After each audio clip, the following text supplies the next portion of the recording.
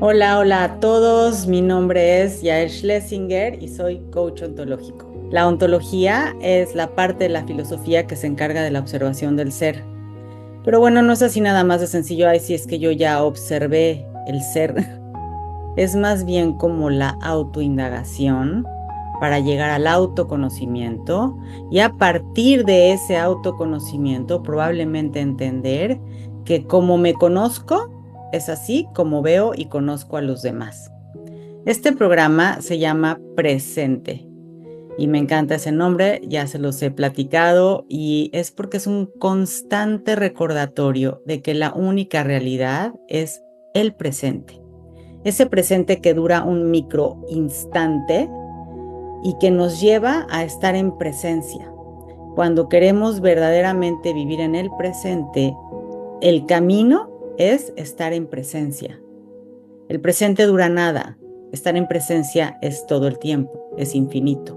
Pero es un trabajo de conciencia, es un trabajo de, ay, no sé si la palabra es control. Control no es precisamente una palabra que me encanta, pero de pronto sí como de aprender a ponerle un límite a nuestra divagación. Cuando decidimos estar en presencia, es bueno, prácticamente imposible divagar, porque si estoy aquí y ahora en presencia, o sea, conectada conmigo, con lo que veo, con lo que estoy, en donde estoy, no hay forma de que mis pensamientos me dominen y se vayan a un futuro o a un pasado o fantasías o interpretaciones raras de lo que pensamos que los demás están pensando, ¿no? Yo hablaba con alguien en una sesión ayer o antier y le decía, es que vivimos en la fantasía de creer que sabemos lo que los demás están pensando o lo que los demás van a interpretar a partir de nuestros actos. Y vivimos en esta fachada, construyendo una fachada que creemos que es lo que los demás van a ver. Y de pronto se convierte incluso en una forma cultural o en fidelidades familiares. Y si en esta familia todos somos gente muy trabajadora, todos somos gente muy ocupada, pues tú te vas a asegurar de hacer y deshacer y constantemente repetir que estás ocupadísimo, que no tienes tiempo para nada. ¿Por qué? Porque tu creencia, tu fidelidad familiar es que para tener un valor, para decir que soy una persona importante, hay que estar muy ocupado, hay que hacerse como el que yo nunca tengo tiempo de nada, para que eso pueda entonces yo comprobar que tengo un valor, porque eso es lo que aprendí en mi casa, porque es lo que aprendí en mi familia, porque se vuelve casi, casi como un culto, pero lo tenemos, como muchas veces digo, oculto. Es un culto y lo tenemos oculto. Lo tenemos en una parte de nuestro cerebro que no podemos ver. Es en un punto ciego porque viene, es algo que aprendimos, absorbimos. Cuando somos pequeños somos como esponjitas y estamos absorbiendo absolutamente todo lo que vemos, lo que escuchamos, lo que olemos, lo que comemos. Todo nuestro entorno se vuelve, nos está permeando constantemente de lo que se supone que tenemos que ser. Y no solo eso, estaba leyendo, no sé qué tan cierto sea esto, pero estaba leyendo que las personas se nos pasan la genética de la abuela materna y que mucho de nuestros comportamientos y de nuestros aprendizajes vienen a través ya en el cuerpo, cuando nos estamos formando dentro del vientre materno, no solo viene de eso que vivimos o que estamos pasando mientras nos desarrollamos ahí adentro, o del estado emocional o mental de la madre, o de los eventos que sucedieron durante este embarazo, si fue un embarazo deseado o no, o si durante el embarazo hubo momentos de estrés muy fuerte, o si había una buena circulación de aire o estaba bien alimentada la madre o no. Aparte de todo eso, que yo creo que por supuesto tiene una influencia en el desarrollo físico y mental de esta criatura que viene al mundo, ahí dice que también se nos está pasando que porque en la matriz de la mujer todavía hay información, hay células que son eh, transmitidas del vientre de la abuela a la madre, a la hija, a la nieta, o sea, y al hijo. Finalmente es como una cadena que se está pasando de la abuela materna a los nietos. Bueno, verdaderamente yo no tengo la prueba de eso, no lo sé. Probablemente sí, si hablo con la persona que escribió este artículo, va a decir, bueno, te lo demuestro así, así, así, y por esto, y se ha estudiado esto. No creo que las personas, bueno, no creo eso, eso es la verdad. No creo que las personas nada más escriban por escribir. Y el que escriba por escribir, pues ese no es mi problema. Y si yo me la creo o no, es mi responsabilidad indagar. Si tengo una pequeña duda, es mi responsabilidad indagar. Y si lo voy a repetir, pues tengo que ser muy clara y decir, como lo estoy diciendo ahora, que no lo he comprobado, no lo he estudiado a profundidad, sino que lo leí. Lo leí y eso no significa que ya lo sé. Uno lee muchas cosas y en muchas ocasiones sí es nuestra responsabilidad indagar de dónde viene la fuente y si es verdad o no es verdad.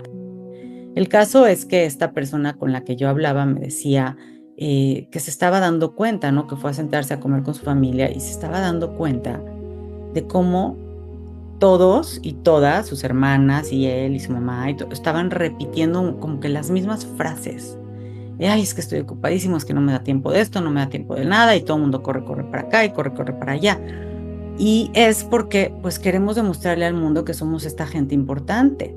Y eso significa que yo estoy pensando que mi creencia de que yo tengo que estar muy ocupado para ser importante, yo estoy pensando que el de enfrente tiene esa misma creencia. Probablemente para el de enfrente, cuando ve a esta gente súper ocupada, que no tienen tiempo, que no les alcanza el tiempo, y que ellos creen que esa es su forma de enseñarle al otro, mira qué importante soy, probablemente para el otro, por su educación, por lo que él aprendió, por lo que él absorbió, pues para el otro es qué horrible vida. Viven atrapados, esta gente no tiene poder, no son importantes porque no pueden disfrutar, en fin, de verdad, nunca, nunca, esta sí palabra que yo trato de no usar, pero verdaderamente aquí aplica, no sabemos lo que los demás están pensando, no sabemos lo que los demás están sintiendo, no lo sabemos hasta que podamos tener una conversación efectiva y podamos comprobar si eso que yo creía que el otro estaba pensando, sintiendo, es real o no. Si yo dije, ay, no, oye, ¿tú qué ves? Una persona que está ocupadísima, que no tiene tiempo, que sube, que baja, que trabaja todo el tiempo, que le va bien, que tiene dinero, ¿te parece que es una persona importante o no? Y te va a decir, bueno, a lo mejor me parece que es una persona ocupada, pero importante, pues importa igual que el que se está soleando en la playa todo el día o el que elige trabajar en su casa y escribir y no desgastarse constantemente, o el que decide encerrarse en su casa, escribir y desgastarse terriblemente. Finalmente, todo es, yo hoy vengo con muchos versos sin esfuerzo, me parece, pero al final de las cosas, todo va nuevamente a pasar por nuestros filtros, por nuestra película, por nuestra visión del mundo, que está relacionada con nuestras creencias, con nuestra cultura, con nuestras familias, o sea, nuestras fidelidades familiares, con el entorno en el país en el que vivimos, la realidad, el nivel socioeconómico y lo que se habló en la casa, por ejemplo, las creencias acerca del dinero, pues están directamente relacionadas no solo con que si tú vienes de una familia donde había o donde no había suficiente, porque hay familias que son muy, muy afortunadas, digamos, en el dinero, pero su percepción es de no es suficiente, no hay. No importa cuánto tengan y cuánto tengan acumulado, siguen sintiendo que en cualquier momento se pueden quedar sin nada y que no es suficiente y que no pueden disfrutar de la vida porque todavía no llegan a A, B y C, porque ¿cómo voy a disfrutar de la vida si tengo una deuda? ¿O cómo voy a disfrutar de la vida? Pues la vas a disfrutar con lo que hay hoy aquí enfrente de ti, con lo que sí tienes. Y entonces dirijo mi atención a ver, ¿qué sí hay? No tengo, ¿qué sí hay? Hay la capacidad de trabajar, por dar un ejemplo. Hay salud, hay comida, hay familia. vamos, lo que tú puedas ver que hay belleza física, hay belleza a mi alrededor, hay naturaleza, hay un renacuajo nadando, hay un pececito, hay un cuadro que me parece hermoso, hay una foto que me recuerda una situación divina, hay oportunidades en cada momento de elegir quién quiero ser, de elegir qué pensamiento voy a entretener, de elegir a dónde dirijo mi atención. Y eso siempre está ahí para ti en tu poder. Eso no se va nunca a ningún lado. Tu capacidad de elegir a dónde diriges tu atención, nadie te la puede quitar. No sé si alguna vez han leído el libro de Viktor Frankl de El hombre en busca del sentido. Este hombre estuvo en un campo de concentración en el Holocausto y escribe esta maravilla de obra donde habla de estos conceptos que estoy hablando, donde uno tiene siempre, independientemente de la situación en la que esté viviendo, la elección de qué pensar y a dónde dirigir su atención. Y sí hay estudios, algunos, de la diferencia entre las personas que sobrevivieron, no que sobrevivieron porque no fueron elegidos para llevarlos a las cámaras de gas o para ser torturados y matados, sino que pasaron por el Holocausto. Algunos no se los llevaron a las cámaras de gas, pero se murieron de tristeza, de depresión, de hambre, de maltrato, de muchas cosas. Y otros tenían algo interno, cierta motivación, una forma de pensar que hizo que llegaran al final y pudieran salir de ahí vivos. La otra cosa que es muy impresionante ver, y yo hablo por experiencia, durante varios años yo me he dedicado a visitar, acompañar. Se dice como que hay un programa aquí en donde yo vivo, donde uno adopta a una persona mayor. Desafortunadamente, en el país donde yo vivo, que es Estados Unidos, sucede que hay muchos viejitos solos. Yo creo que la cultura de los países latinos son mucho más de familia y de acompañar y no abandonar ni a los padres ni a los viejitos, pero en este país sí hay muchos viejitos solos por varias razones, no porque no los quieran o porque en ocasiones probablemente también, ¿no? Pero no sé si está bien, pero no porque no los quieran o porque los quieran abandonar, sino porque como es un país en donde mucha gente se muda de un lugar al otro, es muy común. Se mudan de una ciudad a otra, se van a la universidad de donde crecen, se van a una universidad a veces al otro lado del país y probablemente en muchísimas ocasiones ahí conocen a sus parejas, ahí consiguen un trabajo. O consiguen un trabajo, vamos a decir, yo nací en la Florida, me fui a estudiar a Chicago, conseguí un trabajo en Vermont. Entonces, es verdad, este país, la gente se mueve mucho, se mueve constantemente hasta que, bueno, encuentran un lugar donde se establecen muchas veces y hacen ahí sus familias. Pero después, entonces los abuelos de sus hijos ya quedaron, muchos los mandan a la Florida o ya quedaron en otros lugares, en California, en lugares donde el clima es un poco más cálido y ahí les gusta irse a retirar. Y los nietos quedaron viviendo en Nueva York, en Chicago, en otras ciudades, y ven poco a sus abuelos. Entonces no aprenden a convivir con abuelos. En mi caso, yo me fui a vivir de la Ciudad de México a la Florida. Y con mis hijos pequeñitos, muy pequeñitos. Creo que mi hijo más chiquito tenía 1 añito. Y 1, 3 y 5, así eran de verdad muy chiquitos mis 4 hijos. Y cuando yo me mudé, unos añitos después, cuando ya decidimos, bueno, aquí nos vamos a quedar, ya no nos vamos a regresar, porque todo el tiempo éramos, bueno, 1 año más, bueno, 1 año más. Entonces, por ahí del 4º año, decidimos que ya no era 1 año más, que nos íbamos a quedar y veíamos qué pasaba. Yo feliz de la vida. Pero lo que me fui dando cuenta después de estos 4 o 5 añitos, dije, ok, aquí estoy y mis hijos no están conviviendo con la abuela, con el abuelo, con el tío, o sea, con gente mayor. No están conviviendo más que con nosotros y con sus amiguitos y con nuestros amigos que son de nuestra edad. Entonces encontré este programa que se llama Two is Company, que es Dos son compañía, en donde tú, bueno, tienes que pasar por varios filtros, te tienen que hacer las huellas dactilares y te checan si no tienes ningún historial criminal, te hacen una entrevista y bueno, pasando todo eso, te presentan un viejito, una viejita, una persona mayor que esté solo o que esté sola. Y pues ha sido una experiencia maravillosa. Mi intención era la que mis hijos convivieran con gente mayor, pues para que aprendieran convivir con ellos, a respetarlos, a cuidarlos y a quererlos. Y bueno, tuvimos una experiencia muy bonita. La primera persona que adopté, entre comillas, porque acaban adoptándolos ellos a uno también, Rachel Steinberger, que era, y digo era porque sí se murió hace un par de años y fue muy, muy doloroso para nosotros, para mis hijos, sobre todo que la veían como abuela. Mis hijos tienen abuela y cuando conocimos a Rachel, mis hijos tenían las dos abuelas, pero las dos abuelas en México y no convivían constantemente con ellas. Entonces empezamos a convivir mucho con esta señora divina, que le encantaba que llegáramos y de verdad se hizo una relación muy, muy cercana entre mis hijos y ella. Y sí, aprendieron mucho, aprendieron de ella, aprendieron a estar con ella, aprendieron de su fortaleza y de su experiencia de vida, que fue horrorosa.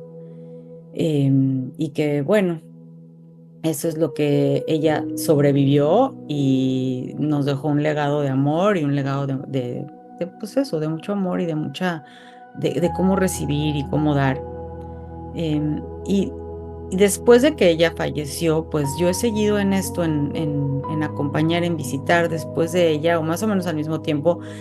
Al final, cuando ella ya estaba mayor, también conocimos a otro señor que también era sobreviviente, un señor francés que lo conocimos de 95 años, me parece, 96. Impresionante hombre, Michel se llamaba, él había crecido en Francia y él no estuvo en un campo de concentración, él se escondió en una granja por mucho tiempo y como su apellido era como de esos apellidos que pueden ser judíos y pueden ser europeos y pueden ser cualquier cosa, pero no necesariamente judíos, entonces no fue perseguido, pero toda su familia se las llevaron y él no estaba el día que llegaron a sus casas a sacarlos.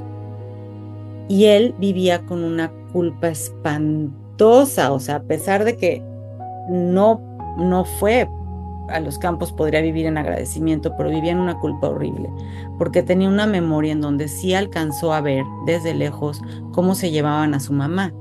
Y su hermano pequeño quería irse con la mamá, y la mamá le decía que no, que se regresara, que la soltara, y él sin zapatos se agarró de la falda de su mamá y se fue con su mamá. Unos años después, la mamá regresó, la hermana regresó, pero su hermano pequeño no. Él no regresó, ni su papá tampoco, su papá también fue exterminado. A pesar de esto, él vivió, bueno, pues se podría decir una vida plena, pero sí también muy complicada, de mucho dolor, de mucha culpa, pero también disfrutó muchísimo de la vida. Era un hombre que se había hecho, era diseñador de modas y se le dio la oportunidad, dice, tenía un amigo en el lugar, en el taller de costura que trabajaba en Francia. Al amigo lo habían invitado a Perú a ser diseñador de modas y los padres de este amigo le dijeron que de ninguna manera, que él no se iba a ir a ninguna parte. Y entonces le dijo, vete tú, Michelle. Y Michelle se fue a Perú, ahí conoció a alguien y se casó, pero tuvo una vida como le hacía los diseños a todas las esposas de los embajadores. Y ya imagínense, en estos principios del siglo, este hombre, Michel Pichon, se llamaba Michel Pichon, era el diseñador en Perú de muchísima gente importante, se podría decir, o gente adinerada, bueno, porque importantes somos todos, por supuesto, pero de esos niveles del gobierno de ese país en donde él les hacía la ropa a todas las esposas. Y bueno, pues tenía historias para contar para arriba, era un hombre que disfrutaba muchísimo de la comida, de un buen vino, de ostras, decía que él quería ostras y le encantaban los mariscos que nosotros no comemos, pero lo llevábamos para que él comiera y ver cómo disfrutaba de la música, eso era algo increíble, o sea, todavía tenía, y se murió a los 98. Y fue pues un gran aprendizaje para mí, para mis hijos, para mi esposo, para todos nosotros como familia, acompañarlos y estar con ellos, y lo que aprendimos de ellos fue increíble. Uno cree que uno está dando y uno está haciendo por otros, pero es increíble lo que uno recibe cuando uno cree que está dando. Es increíble. Realmente uno recibe más de lo que da siempre. Y hoy voy a usar esas palabras del nunca y el siempre, porque sí, eso lo creo, eso por experiencia lo he vivido, lo que hemos recibido. Hoy estoy visitando a otra señora que se llama Ana, que también es una lindísima persona, culta a morir, cultísima, que tiene una conversación maravillosa, tiene 93, 94 años, y tiene de verdad una conversación increíble. Tiene un solo hijo. Ella no es sobreviviente del Holocausto, ella es una sobreviviente del exterminio que en algún momento quiso hacer Rusia con los judíos también, cuando Rusia se queda con Rumania y entonces Rumania se convierte en Rusia, y ella vivía ahí y vivieron en una situación espantosa de pobreza. Y como el ejército ruso su hijo cumplió 18 años y lo mandó a hacer el servicio, y lo que hacían en ese entonces es que ponían a los judíos al frente para que fueran como pues carne de cañón, para que los mataran a ellos primero y los demás pudieran atacar. Y pues su hijo fue una de esas situaciones en las que, bueno, murió a los 18 añitos en el ejército ruso. Años después, ya en pues bastantes años, en los 80 me parece, ella logró salir de Rusia y se mudó acá a la Florida. Y pues tuve una vida, yo creo que veo sus fotos me parece que estaban muy contentos, que vivieron muy bien. Tiene 2 nietos. La visitan poco, por alguna razón. Yo creo que es porque ya crecieron en este sistema de Estados Unidos, en donde no hay esa conexión con los mayores, en donde es sí un poco una cultura del yo, yo.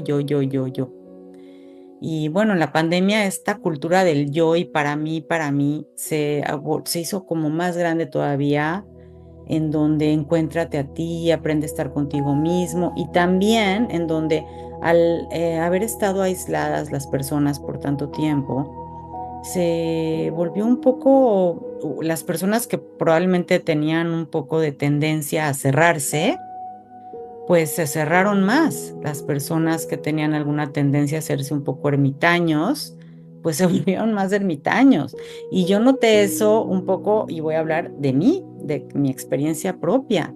Yo me convertí un poquito, yo no me he caracterizado por ser la persona, como decimos en México, el ajonjolí de todos los moles, la persona más social del mundo, o que le gusten los grupos grandes, o estos eventos donde hay mucha gente, ya sean bodas, reuniones.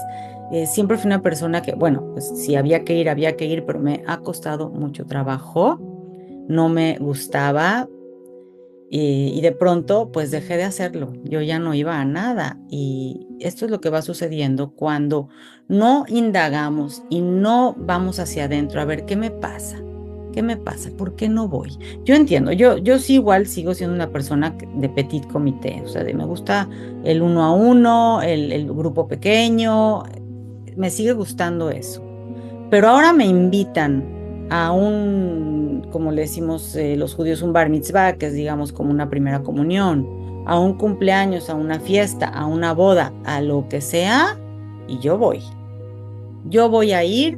¿Por qué? Porque yo sé que me voy a arrepentir por no hacerlo, y porque tengo que atravesar ese miedo que me da socializar, porque viene de algo que aprendí en mi niñez, de algo que yo decidí acerca de mí en mi niñez, de mi valía y del miedo que le tenía a las demás personas por mi historia y mi situación de abuso, donde yo desarrollé esta coraza enorme, esta cáscara que cada vez se había hecho más gruesa, creyendo que me estaba protegiendo, pero realmente no me estoy protegiendo, realmente me estoy metiendo en la oscuridad, porque cuando uno se cubre de esa cáscara, no deja pasar ni la luz.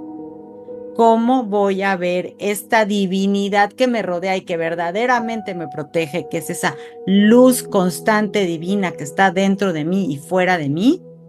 ¿Cómo la voy a ver Si yo insisto en protegerme y en cubrirme porque viene de una creencia que este mundo no es un lugar a salvo. Yo he trabajado y trabajado con esta creencia y también me he empujado a salir.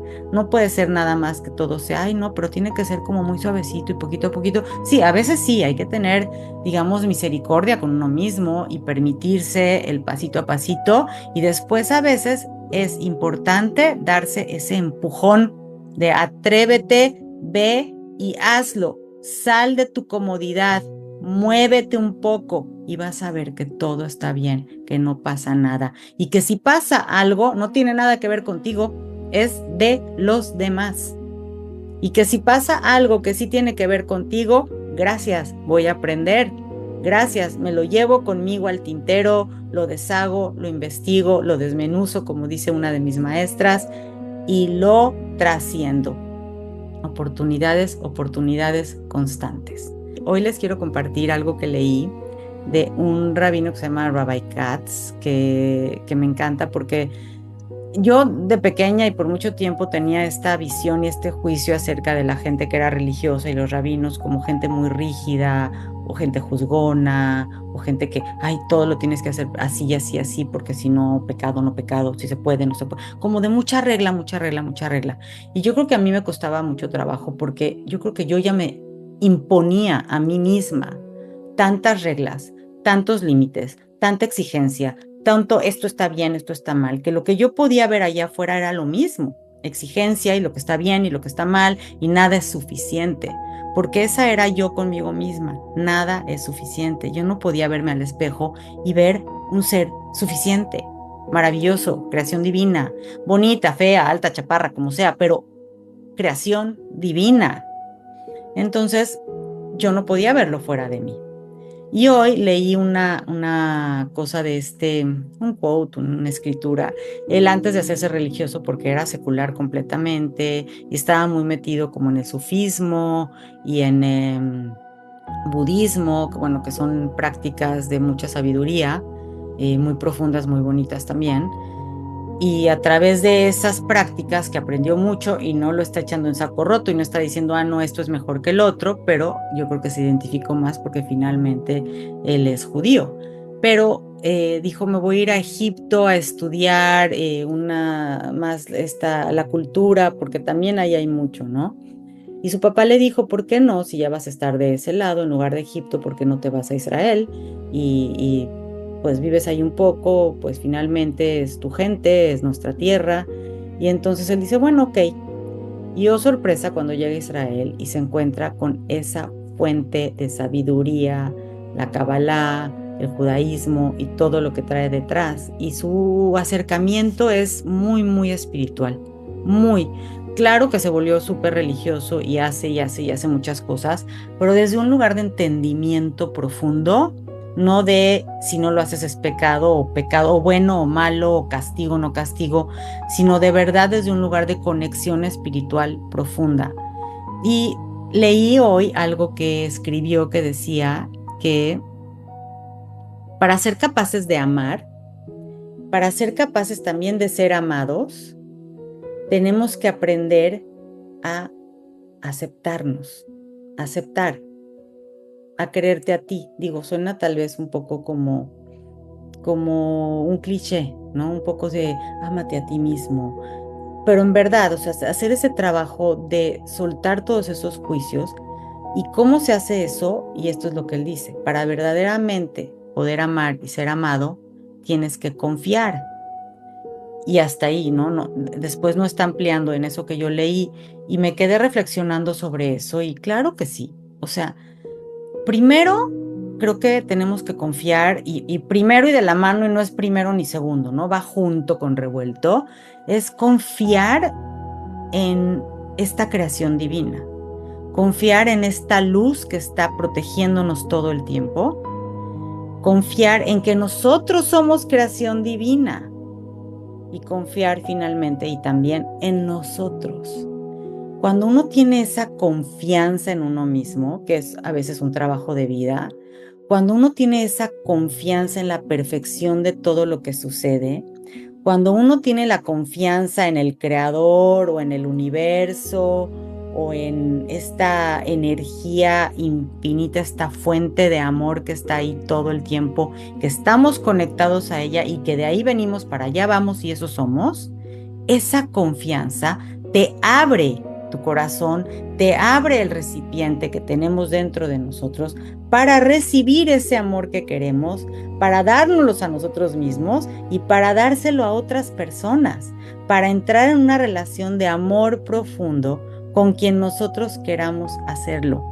Y con quienes no, también poder verlos desde ese lugar de amor profundo, porque podemos ver su humanidad, porque podemos ver su situación y su camino, que es diferente al nuestro, y no por eso es mejor o peor, es menos o más, es diferente, es su camino. Otra cosa que me parece a mí importantísima, pero no lo leí hoy ahí, es esta parte, que es que va de la mano con el control, ¿no? Uno no puede amar y querer controlar.